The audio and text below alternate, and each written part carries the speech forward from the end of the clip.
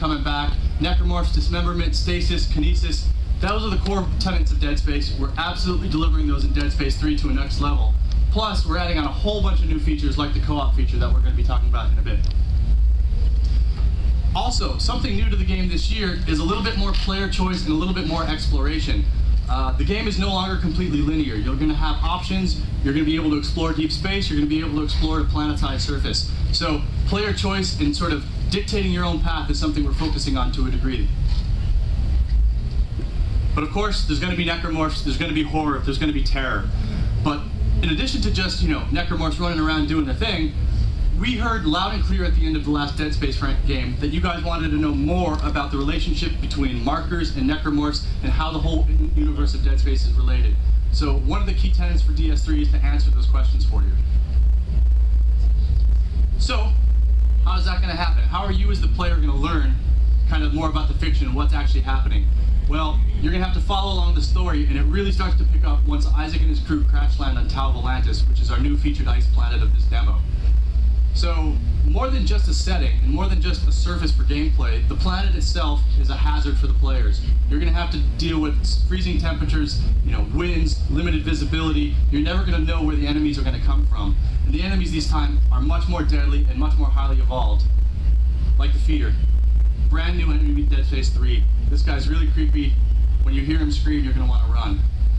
Another thing we heard and we listened to is you wanted more gigantic, epic set-piece bosses. You'll see 2 of them in this demo, and there's more to come after that.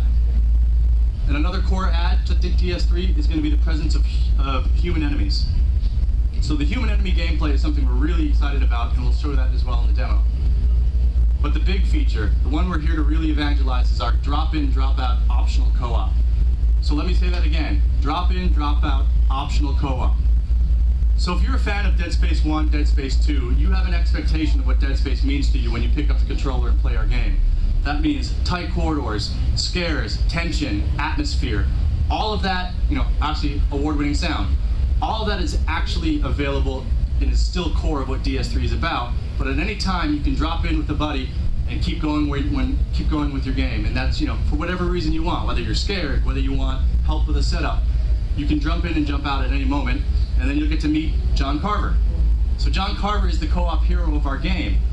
But more than just an added player, when you're playing in co-op, you're going to get additional story moments, additional cutscenes, and more gameplay missions will unlock. So what we're trying to do is give you as much incentive as possible to want to play co-op with your friend and single player at the same time.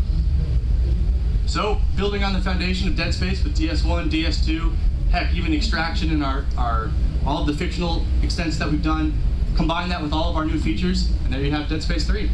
Can't wait to show it to you, so enough jibber jabber for me, and let's hop into the game. One thing, there's no photographs and videotapes.